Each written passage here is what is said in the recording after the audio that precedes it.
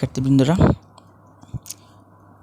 অষ্টম শ্রেণীর প্রিয় শিক্ষার্থীরা, আগামী 15 তারিখ তোমাদের বাংলা পরীক্ষা।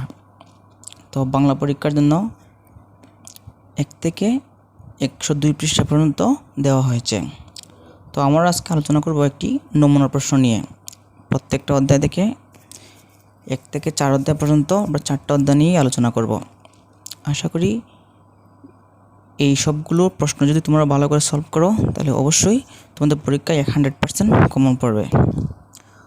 তো প্রথম অধ্যায়, প্রয়োজন বুঝে যোগাযোগ করি। একক কাজ, মনে করো তুমি তোমার স্কুলের পরিচয়পত্রটি হারিয়ে ফেলেছ। এক্ষেত্রে তুমি কার সাথে কিভাবে যোগাযোগ করবে তার একটি নমুনা তৈরি করো।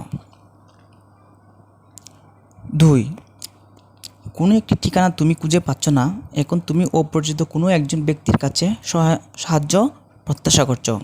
সেক্ষেত্রে তোমার এবং তার মধ্যে একটি কথোপকথন তৈরি করো।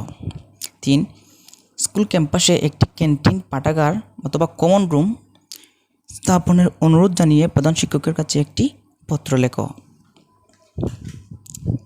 4, অপারেশন কদম তৈরি গল্পে কয়টি চরিত্র আছে?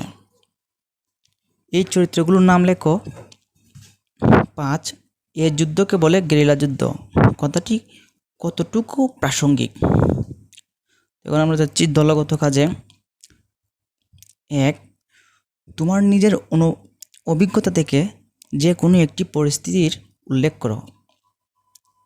উক্ত পরিস্থিতিতে তুমি কিভাবে তোমার উদ্দেশ্য ও চিন্তা অনুভূতি প্রকাশ করেছিলে সেটি লেখো।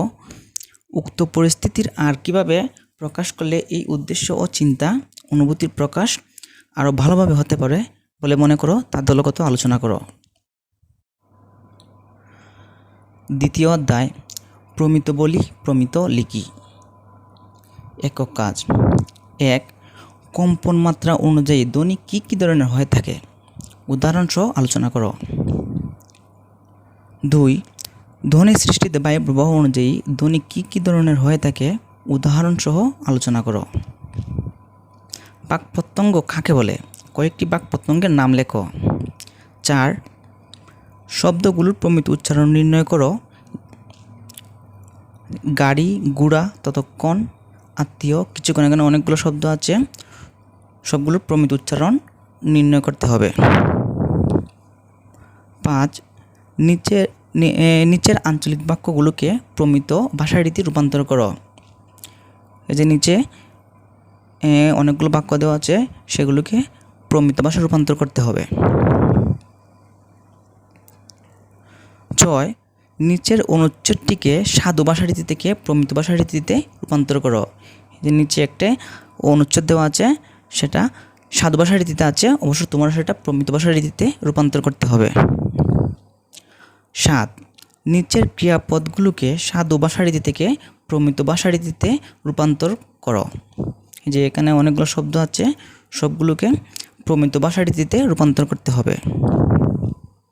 8, নিচের বাক্যগুলোকে সাধু ভাষারীতি থেকে প্রমিত ভাষারীতিতে রূপান্তর করো। দলগত কাজ।